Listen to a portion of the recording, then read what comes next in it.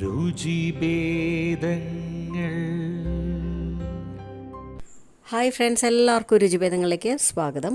ഇന്നത്തെ വീഡിയോയിൽ നമ്മൾ കാണാൻ പോകുന്നത് ക്യൂട്ടായിട്ടുള്ള നല്ല ടേസ്റ്റി ആയിട്ടുള്ള പെട്ടെന്ന് ഉണ്ടാക്കാൻ പറ്റുന്ന കപ്പ് കേക്ക്സ് ആണ്.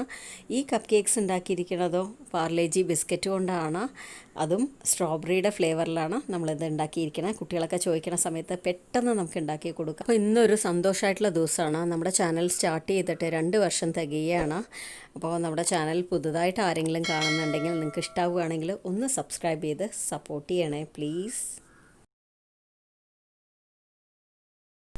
അപ്പോൾ ഞാനിവിടെ എടുത്തിരിക്കുന്നത് 20 രൂപയുടെ 250 ഗ്രാം ബിസ്ക്കറ്റ്സ് ആണ് ഇതിലുള്ളത്.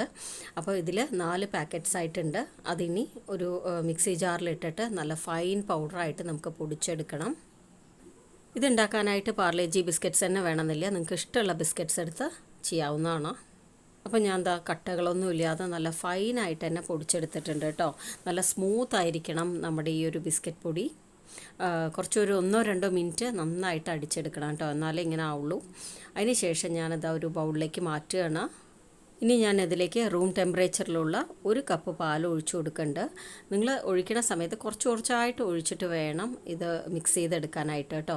ഒറ്റയടിക്ക് ഒഴിക്കരുത്, കാരണം ചില സമയത്ത് ഒരുപാട് വാട്ടറി ആയി പോവും, അപ്പോൾ കേക്ക് കറക്റ്റായിട്ട് വരില്ല.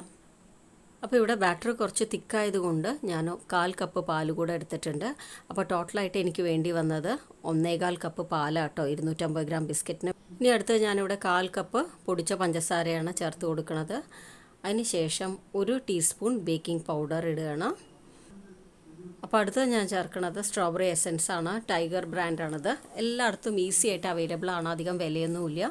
അതുപോലെ തന്നെ നിങ്ങൾക്ക് വേണമെങ്കിൽ കളർ ആഡ് ചെയ്യണമെങ്കിൽ ആഡ് ചെയ്യുക, അല്ലെങ്കിൽ പിന്നെ ഇതുപോലെ സ്ട്രോബെറി ക്രഷ്, ഇതെല്ലാം മാർക്കറ്റിലും അവൈലബിൾ ആണ്. അപ്പോൾ ഞാനിവിടെ കുറച്ച് ഡ്രോപ്സ് സ്ട്രോബെറിയുടെ എസൻസ് ചേർക്കുന്നുണ്ട്. കൂടെ തന്നെ 1 ടേബിൾ സ്പൂൺ സ്ട്രോബെറി ക്രഷും ചേർത്ത് കൊടുക്കുകയാണ്. അപ്പോൾ ഇത് ചേർക്കണമെന്ന് യാതൊരു നിർബന്ധവും ഇല്ല കേട്ടോ. നിങ്ങൾക്ക് വേണമെങ്കിൽ ഇതിന് പകരമായിട്ട് വേറെ ഏതെങ്കിലും ഫ്ലേവർ ചേർക്കണമെങ്കിൽ അതുപോലെ ചെയ്യാം. ഇതൊക്കെ ഓരോരുത്തരുടെ ഇഷ്ടം പോലെ ചെയ്യാവുന്നതാണ്. അപ്പോൾ ഇനി ഇതെല്ലാം കൂടെ നന്നായിട്ടൊന്ന് മിക്സ് ചെയ്തെടുക്കുക. അപ്പോൾ ഞാൻ ഇന്നിവിടെ എടുക്കുന്നത് ചെറിയ പേപ്പർ കപ്സിലാട്ടോ. ഇതിന് പകരമായിട്ട് നിങ്ങൾക്ക് വീട്ടിലെ സാധാരണ ചെറിയ കട്ടോറീസ് ഉണ്ടാവില്ലേ, അതിലൊന്ന് എണ്ണ തടവി അതിന് ശേഷം മൈദ ഒന്ന് ഡസ്റ്റ് ചെയ്ത് നന്നായിട്ട് തട്ടിക്കൊടുത്ത ശേഷം ഈ ബാറ്റർ അതിലേക്കും ഒഴിച്ചു കൊടുക്കുക. അപ്പോൾ ഞാൻ എല്ലാത്തിലും ഫില്ല് ചെയ്യണം. ഞാൻ ഒരുപാട് ഫില്ല് ചെയ്യണില്ല, കുറച്ച് ഭാഗമേ ഫില്ല് ചെയ്യണുള്ളൂ കേട്ടോ. അതിനുശേഷം ഞാനിവിടെ 5 മിനിറ്റ് പ്രീ ഹീറ്റ് ചെയ്യാൻ വെച്ച ഈ ഒരു പാത്രത്തിലേക്ക് പതുക്കെ പേപ്പർ കപ്സ് ഇറക്കി വെക്കുകയാണ്. അതിന് ശേഷം ഒരു 15 to 20 മിനിറ്റ് വരെ നമുക്ക് ബേക്ക് ചെയ്തെടുക്കാം.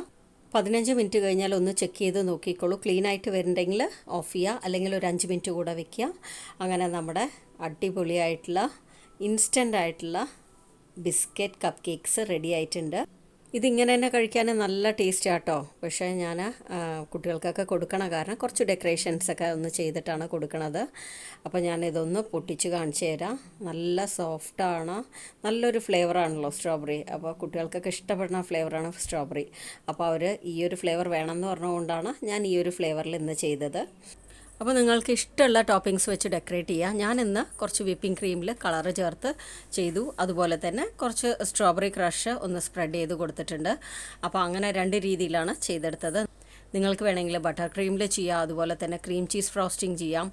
അപ്പോൾ എല്ലാവരും ഇതുപോലെ ഒന്ന് ഉണ്ടാക്കി നോക്കിയ ശേഷം ഫീഡ്ബാക്ക് അറിയിക്കണം. നിങ്ങൾക്ക് വീഡിയോ ഇഷ്ടമാവുകയാണെങ്കിൽ ഒന്ന് ലൈക്ക് ചെയ്യുക, കമൻറ്റ് ചെയ്യുക, ഫ്രണ്ട്സ് ഫാമിലിക്കൊക്കെ ഒന്ന് ഷെയർ ചെയ്ത് കൊടുക്കുക. പിന്നെ നമ്മുടെ ചാനൽ മറക്കാതെ ഒന്ന് സബ്സ്ക്രൈബ് ചെയ്യണേ. അപ്പോൾ നിങ്ങളുടെ എല്ലാവരുടെയും സപ്പോർട്ട് ഉണ്ടെങ്കിൽ മാത്രമേ എനിക്ക് വീണ്ടും വീഡിയോസ് ഇടാനുള്ള ഒരു പ്രചോദനം ഉണ്ടാവുള്ളൂ. Thank you all.